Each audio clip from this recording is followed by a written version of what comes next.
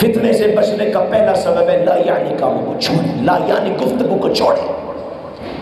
اللہ نے ہمیں زبان ایک دی ہے، کان کیوں؟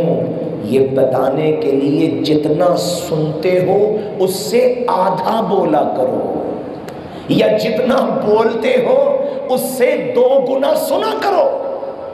ہم سنتے کتنا ہے اور بولتے کتنا ہے؟ بولتے زیادہ، سنتے بالکل نہیں۔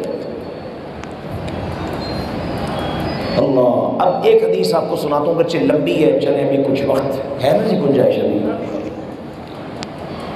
معاذ ابن جبل رضی اللہ عنہ حضور کے پاس آئے اور کہتے ہیں اللہ کے رسول ایک عمل بتائیں۔ کتنے؟ یقربنی الی الجنہ ویبعدنی عن النار، ایک عمل مجھے جنت میں لے جائے اور جہنم سے بچا لے۔ اللہ کے رسول نے فرمایا معاذ کو کرنے والی گل کر، اتنا مشکل سوال؟ بھئی اللہ نے تو جنت میں جانے کے لیے، جہنم سے بچنے کے لیے اتنا بڑا عمل کا نظام دیا ہے، نماز ہے، روزہ ہے، حج، تم کہتے ہو ایک عمل؟ حضور نے فرمایا لیکن تیرے سوال کا جواب میں دوں گا۔ اللہ اکبر، پہلے 3 باتیں کی پھر جواب دیا۔ کا پہلی بات، معاذ جانتے ہو جنت پانے کے لیے اللہ نے کیا کہا ہے؟ پہلی بات، اللہ کی عبادت کرنی ہے، شرک نہیں کرنا، نماز 5 وقت فرض ہے، روزے رمضان کے فرض ہیں، زکوٰۃ دینی ہے، اگر استطاعت ہے تو حج کرنا ہے۔ اللہ کے رسول یہ تو ایک عمل۔ دوسری بات کہتے جانتے ہو کہ جنت میں جانے کے لیے کئی اور دروازے ہیں جن سے گزرنا پڑتا ہے، یہ کیا دروازے ہیں؟ کا نفلی صدقہ، نفلی صدقہ، زکوٰۃ ہی نہیں، نفلی صدقہ، اور یہ صدقہ گناہوں کو ایسے ہی کھا جاتا ہے جیسے پانی آنکھ کو مٹا دیتا ہے۔ نفلی روزہ۔ تیسرا کہا رات کو تہجد کی نماز، اس کو ذرا اور بھی حضور نے تفصیل سے بیان کیا، میں مختصر کروں۔ معاذ ہم دیکھ رہے ہیں اللہ کے رسول میں تو ایک عمل پوچھا ہے، حضور نے فرمایا ٹھہر کا تیسری بات، یہ جو دین ہے، دین اس کی بنیاد اسلام ہے، اس کے ستون نماز ہے، اس کی چھت، یہ چھت میں بول رہا ہوں، حضور نے ذروۃ سنامہ، کوہان کا بلندی، اس کی بلندی جہاد فی سبیل اللہ ہے۔ معاذ اور پریشان کہتے ہیں یا اللہ، توحید سے بات شروع ہوئی، نماز، روزہ، حج، زکوٰۃ، نفلی روزے، نفلی نمازیں، تہجد کی نماز، اور ہوتے ہوتے جہاد فی سبیل اللہ، کہ جہاد ہو گیا تو پیچھے کیا رہ گیا؟ مال بھی گیا، جان بھی گئی اللہ کے راستے۔ فرمایا معاذ یہ سارا کچھ کرنا پڑتا ہے جنت کے لیے، لیکن سن اب ایک عمل بتاؤں گا۔ حضور نے فرمایا الا ادلک بملاک ذلک کلہ، یہ میں نے جو کچھ بیان کیا ہے نا، حضور نے فرمایا جس نقطے کے گرد یہ سب کچھ گھومتا ہے، ملاک نا، ملاک یہاں جو لفظ اللہ کے رسول نے بولا، ملاک کہتے ہیں چکی ہوتی نا، چکی ہوتی تھی ایک زمانے میں، وہ چکی جس مرکزے پہ گھوم رہی ہوتی ہے، درمیان میں جس مرکزے پہ، اس کو عربی میں ملاک کہتے ہیں۔ مطلب وہ کھینچ لیں تو اس کے پارٹ نیچے گر جائیں گے، چکی ختم ہو جائے گی، تو اس کے جو اوپر نیچے کے پارٹ جس مرکزے پہ گھومتے ہیں اس کو کہتے ہیں ملاک۔ اچھا عربی میں، عربی کے جو عربی کی لغات ہیں ان میں یہ بھی لکھا ہوا ہے القلب ملاک الجسد، یہ جو دل ہے نا، دل ہمارے جسم کا ملاک ہے، دل نکال دے اسی وقت سارا وجود مردہ لاش بن کے گر جائے گا، یہ ہوتا ہے ملاک۔ فرمایا یہ جو کچھ میں نے بیان کیا ہے، نماز، روزہ، حج، زکوٰۃ، توحید، جہاد فی سبیل اللہ، یہ سارا کچھ جس چیز کے گرد گھومتا ہے وہ چیز سلامت ہو یہ سلامت رہتا ہے، وہ چیز خراب ہو گئی سارا دین خراب ہو جائے گا۔ بتاؤں وہ کیا ہے؟ جی رسول اللہ بتائیے۔ معاذ کہتے ہیں حضور نے اپنے منہ کو کھولا، زبان کو نکالا، کہا کف کف علیک ھذا، معاذ اپنی زبان کو کنٹرول کر لے۔ معاذ کہتے ہیں اللہ کے بات ان کو سب کہتے ہیں اللہ کے رسول بھلا ہم جنت جہنم دے فیصلے زبان تے ہونے نے، اب جنتیں اور جہنم کے فیصلے زبان پہ ہوں گے۔ حضور نے فرمایا سکیلت کا امک یا معاذ هل يكب الناس في النار على وجوههم الا حصائد السنتهم، حضور نے فرمایا معاذ جہنم کے گڑھوں میں انسانوں کو پھینکنے والی زبان سے بڑی کوئی چیز نہیں ہوگی۔ فتنوں سے بچنے کے لیے زبان کا روزہ، ہر لا یعنی کام کو چھوڑے۔ اور سب سے زیادہ بدترین لا یعنی کام کون سا ہے؟ موبائل۔ ہماری جیبوں میں ڈال دیا لا یعنی کام، اور جب جو ہی فارغ ہوئے نکال لو موبائل، چلو جی دیکھو ادھر کیا، کوئی گیم کھیل رہے ہیں جی، کوئی انٹرنیٹ پہ خام خواہ سرچ کر رہے ہیں، کوئی لگا یوٹیوب کھول لو جی، کوئی فیس بک کھول لو جی، کوئی ادھر کی مصروفیت، کوئی ادھر کی مصروفیت، لا یعنی کام۔ سب لوگ محاسبہ کریں کہ آپ کی جیبوں میں جو موبائل پڑے ہیں، صرف ضرورت کا فون سننے کے علاوہ کون شخص ہے جو کہے میں موبائل کو تو ہاتھ ہی نہیں لگاتا؟ اب تو حال یہ ہو گیا ہے، امام صاحب کہتے ہیں السلام علیکم ورحمۃ اللہ، السلام علیکم ورحمۃ اللہ، ساتھ ہی امام صاحب بھی اور سنے مقتدی موبائل ہاتھ سے، صفوں میں بیٹھے ہیں موبائل ہاتھ میں۔ اللہ، لا یعنی چیزوں میں شیطان نے ہمیں پھنسا دیا، ہماری فراغت کو برباد کر دیا۔ اللہ نے اپنے پیغمبر کو کہا فَإِذَا فَرَغْتَ فَانْصَبْ۔ اب یہ فنصب کیا ہوتا ہے؟ چیز رکھنا اور چیز کو نصب کرنا، اردو کا لفظ ہے نا نصب، فنصب، نصب۔ نصب کرنا کیا ہوتا ہے؟ چیز رکھ دیں آگے پیچھے ہو جائے گی، نصب کرنا ہوتا ہے زمین کو کھودیں، اس میں گاڑیں، زمین کو بند کریں، یہ آپ نے نصب کر دیا تاکہ ہلے گی نہیں۔ اللہ اپنے پیغمبر کو کہتے ہیں جب آپ فارغ ہوں تو میری عبادت میں نصب ہو جائیں۔ میں پوچھتا ہوں اللہ کے رسول کس چیز سے فارغ ہوتے تھے؟ معاذ اللہ معاذ اللہ، اللہ کے رسول کھیل کے فارغ ہوتے تھے؟ رسول کا تو سارے کام بامقصد ہوتے تھے۔ آپ تو جہاد کرتے تھے، دعوت اللہ کا کام کرتے تھے، لوگوں کی نظم و نسق دیکھتے تھے، لوگوں کے فیصلے کرتے تھے۔ اللہ نے اس پر بھی جو کام دیا ہوا تھا اس پہ بھی کہا کہ جب اس سے فارغ ہو تو فارغ نہیں ہونا، وہ کام جو ہم نے دے کر انسان کو بھیجا ہے اللہ کی بندگی میں خود کو قائم کر لینا ہے۔ میں نے اور آپ نے کیا کیا ہے؟ لا یعنی فضول گفتگو، نیندیں تو بہت فضول سو رہے ہیں، سوئے جا رہے ہیں سوئے جا رہے ہیں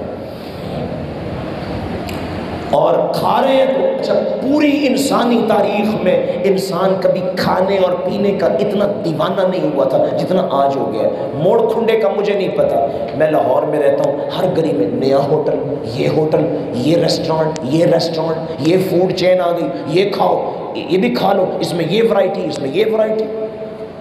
کبھی انسانی بازاروں میں اتنا کھانا نہیں بکتا تھا، کھانے کی اتنی لذت۔ حضور نے فرمایا ما منع آدمی وعاء شرا من بطنہ، آدم کا بیٹا اپنے پیٹ سے زیادہ برا برتن کوئی نہیں بھرتا۔ حضور نے فرمایا اس کو تو چند لقمے کافی تھے، یقمن صلبہ، اس کی کمر کو سیدھا کر دیتے، بس بہت کھانا تھا نا۔ تو حضور نے فرمایا پیٹ کے 3 حصے کرتا، ایک کھانے کے لیے، ایک پینے کے لیے، ایک کو پھر خالی رکھتا سانس لینے کے لیے۔ فضول کھا رہے ہیں، ابھی کھاؤ، گھنٹے بعد کھاؤ، 2 گھنٹے بعد کھاؤ، ابھی پینے لگ جاؤ، ابھی یہ کرنے لگ جاؤ۔ رسول اللہ صلی اللہ علیہ وسلم کا کھانا پینا کیسا ہوتا تھا؟ تو پہلی چیز میں نے عرض کی ہے فتنوں سے بچنے کے لیے لا یعنی اور بے مقصد چیزوں کو چھوڑ، لا یعنی دوستیاں، لا یعنی گھومنا، لا یعنی پھرنا، اس کو چھوڑیں ورنہ فتنوں میں مبتلا ہوں گے۔ صحابہ کو اللہ کے رسول نے فرمایا تھا جب فتنے پیدا ہو جائیں کونوا احلاس بیوتکم، ہلس کہتے ہیں یہ ٹاٹ جو زمین پہ لگا ہوتا ہے، فرمایا کہ جب فتنے پیدا ہو جائیں اپنے گھروں کی زمین سے چمٹ جانا، باہر نہ جانا۔ فتنوں سے بچنے کا دوسرا سبب، اور یہ اس سے بھی اہم ہے، اللہ کی مسجدوں کو اپنا ٹھکانہ بنائیں۔ یہ تصور دین میں کوئی نہیں تھا جو مسجد سے آج ہم نے رکھا ہوا ہے۔ ہماری مسجدیں اب یہاں کا مجھے نہیں، لیکن عام صورتحال یہی ہے، اذان سے پہلے کھلتی ہیں، نماز کے بعد بند ہو جاتی ہیں۔ رات کو مسجدوں میں ویرانے پڑے ہوئے، بند ہیں مسجدیں۔ سبحان اللہ، رسول اللہ صلی اللہ علیہ وسلم، وہ رمضان تھا جس کی 23ویں رات میں مسجد کھلی ہوئی تھی۔ مسجد وہ مسجد تھی جو کائنات کی اعلیٰ ترین مسجدوں میں تھی، مسجد حرم مکی کے بعد مسجد نبوی، جس میں ایک نماز پڑھنے کا ثواب 1000 نماز کے برابر ہے۔ وہ مسجد رات کو کھلی تھی، 23ویں رات کو اللہ کے رسول آتے ہیں، قیام کرتے ہیں، صحابہ کو پتہ چلتا ہے، بھاگے بھاگے سارے مسجد میں آ رہے ہیں۔ 25ویں رات کو اور زیادہ آ گئے، حضور 27ویں میں آئے، صحابی کہتے ہیں مسجد اتنی بھر گئی اب کسی اور کے لیے جگہ ہی باقی نہ بچی۔ ہمارا مسجدوں سے تعلق کیا رہ گیا ہے؟ بھاگے بھاگے، اول تو بہت سو کا تعلق تو سالانہ تعلق ہے، سالانہ تعلق ہے، بس عید کی نماز پڑھیں گے مسجد کا منہ دیکھیں گے، کچھ کا ہفتہ وار تعلق ہے، جمعہ پڑھیں گے مسجد میں جائیں گے، جمعہ پڑھیں گے۔ جو باقاعدہ نمازی ہے اس کا تعلق بھی صرف یہ ہے، اول تو اذان بھی ختم ہو گئی نا، کہانی اذان کی، اذان آئے جائے کوئی مسئلہ نہیں، یہ گھڑیوں کا فتنہ ہی بڑا ہے، گھڑی دیکھیں گے، گھڑی دیکھیں گے، یہ نماز کتنے بجے کھڑی ہوگی۔ میں اس میں داخل نہیں ہونا چاہتا، وہ کتنا بڑا نظام ہے، اذان شروع ہونے سے پہلے سے لے کر نماز ہو جانے تک اللہ کے افلاک میں، کائنات میں کتنی بڑی تبدیلیاں ہوتی ہیں، لاکھوں کروڑوں اربوں فرشتوں کی کیا کیا ڈیوٹیاں لگتی ہیں، جنتوں کے دروازے کیسے کھلتے ہیں، آسمان سے رحمتوں کا نزول کیسے ہو، ہمیں پتہ ہی نہیں ہے کہ نماز کے قیام کا جو واقعہ ہے اللہ کی کائنات میں کتنا بڑا واقعہ ہے۔ یہ ہمارے ہاں واقعہ پتہ کون سا ہوتا ہے؟ اللہ ہمیں محفوظ فرمائے، جب کوئی حادثہ بار سڑک پہ پیش آ جائے، او ہو ترتلی پہ گئی، ساری قوم جمع ہو جائے گی وہاں پہ، اذان ہوتی ہے، ساری مخلوقات میں حرکت پیدا ہو جاتی ہے، آسمان سے قطار اندر قطار فرشتے زمین پہ اترنا شروع ہوتے ہیں، شیطان بھاگنا شروع ہو جاتا ہے، کیا تبدیلیاں ہو رہی ہوتی، یہ ایک پورا واقعہ ہے، ایک پورا جشن ہے جو اللہ کی مخلوقات اذان ہوتے ہی مناتی ہے۔ اچھا، یہ تو درمیان میں بات آ گئی، عرض کر رہا ہوں تعلق کیا رہ گئے؟ اذان ہوئی جی، کوئی سنتیں بھی گئیں اور وہ بھی گیا۔ اللہ کے رسول نے فرمایا جو شخص اپنے گھر سے وضو کر کے نکلے، کہاں جا رہا ہے؟ مسجد میں۔ کیا کرنے جا رہا ہے؟ نماز پڑھ دے۔ اللہ کے رسول نے فرمایا اللہ فرشتوں کو کہتے ہیں لکھو اس کو میں وہی ثواب دوں گا جو احرام باندھ کے حج کرنے کے لیے جانے والے کو دیا جاتا ہے۔ یہ ساری کہانی تو رہ گئی نا جی، کہاں وضو، دوڑے آئیں گے، دو چھینٹے ماریں گے، وہ ایک رکعت تو نکل ہی گئی، تکبیر تحریمہ بھی چلی گئی، ساتھ ملو، جو ہی سلام پھیرا پچھلی 4 5 6 صفیں وہ غائب ہو گئی۔ وہ ہمارے ایک دوست کہتے تھے لگتا ہے ایسے ہے کہ سلام پھرنے کے بعد یہاں فائرنگ شروع ہو گئی ہے، لوگ ایسے بھاگتے ہیں باہر۔ سبحان اللہ، میں یہ عرض کر رہا ہوں فتنوں سے بچنا ہے، مسجد کو اپنا ٹھکانہ بناؤ۔ اور یہ میں نہیں کہہ رہا، میرے اور آپ کے آقا و مولا محسن انسانیت جناب محمد رسول اللہ صلی اللہ علیہ وسلم نے فرمایا، آپ نے فرمایا المسجد بیت کل تقی، مسجد ہر متقی کا گھر ہوتا ہے۔ بیت عربی زبان میں بات ہے، یبیتو کہتے ہیں رات گزارنا، بیت وہ جگہ ہوتی ہے جہاں جا کے نا آپ بھول جاتے ہیں باہر آنا، جہاں راحت کرتے ہیں، کپڑے شپڑے اتارے، وَحِينَ تَضَعُونَ ثِيَابَكُم مِّنَ الظَّهِيرَةِ، قرآن میں اللہ نے کہا کپڑے شپڑے اتارے، ایزی ہو کے لیٹ گئے، سوئیں گے، آرام کریں گے، کنڈیاں لگاؤ، تالے لگاؤ، نہیں کسی سے ملنا سکون کرنا ہے، اس کو کہتے ہیں بیت۔ یہ ہوتا ہے بیت۔ سارا دن ہم مارکیٹ میں ہوں، دکان پہ ہوں، فیکٹری میں ہوں، دوست کے ساتھ ہوں، کسی انجمن میں ہوں، کسی پارٹی میں ہوں، کہاں جانا ہوتا ہے آخر میں؟ گھر۔ یہ ہوتا ہے بیت۔ بیت سمجھ آ گیا؟ اب پڑھیں، حضور کہتے ہیں مسجد ہر متقی کا بیت ہوتا ہے۔ گھوم پھر کے وہ مسجد میں آنا چاہتا ہے، اور جب مسجد میں آ جائے مسجد سے جانا نہیں چاہتا ہے۔ وہ کہتا ہے اس لیے تو میں زندہ تھا، یہی کام کرنے کے لیے تو مجھے بھیجا گیا تھا، اسی کام کروانے کے لیے آج سورج چڑھا ہے، اسی کام کے لیے آج رات آئی ہے، اسی کام کے لیے اللہ نے مجھے سانسیں دی ہے، اسی کام کے لیے اللہ نے ہوا میں آکسیجن رکھی ہے۔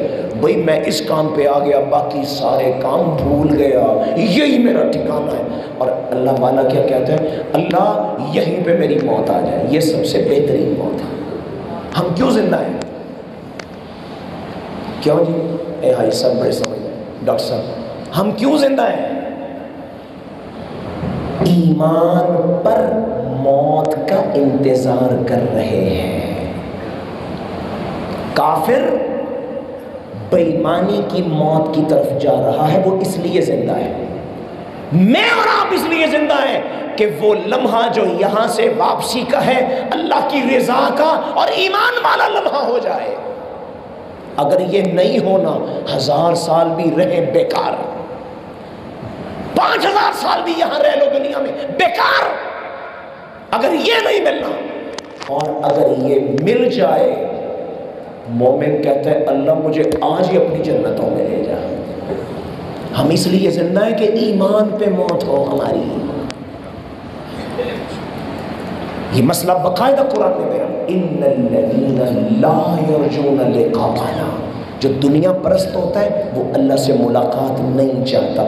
جو اللہ والا ہوتا ہے فمن کان یرجو لقاء ربہ، وہ ایمان کی حالت میں اللہ سے ملنے کا شوق رکھتا ہے۔ اللہ سو جب مسجد میں آ گیا، بھول گیا بھئی اللہ سے ملنے آ گیا، یہی میں نے مر کے بھی ملنا ہے، وہ جو مر کے ملنا ہے اس کی رسوائی سے بچنے کے لیے وہاں بھی ایسا ملوں، اللہ مجھے، اللہ میرا معبود برحق ہو، میرا محبوب حقیقی ہو، اللہ کے سامنے جھکا ہو۔